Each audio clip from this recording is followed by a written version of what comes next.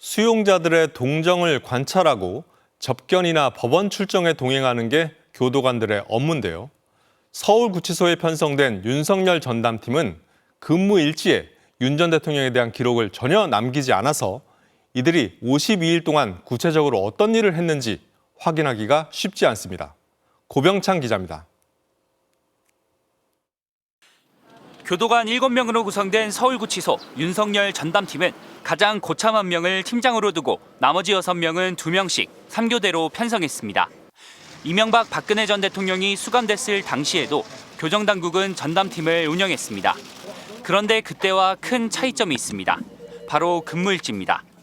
관련 규정에 따르면 모든 교도관들은 근무 중 처리한 업무 내용을 교정정보 시스템에 입력해야 합니다.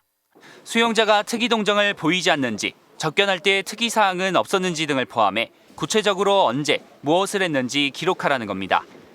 이명박 박근혜 전 대통령 전담 교도관팀은 모두 근무 기록을 남겼습니다.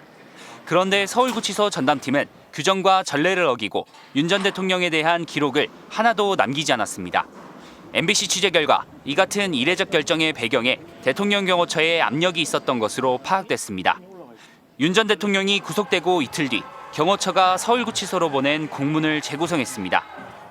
경호 대상자의 동정 유출 방지 등 보안 유지 협조 요청이라는 제목에 수신자는 법무부 보안과장과 서울구치소장 등이 지정됐습니다.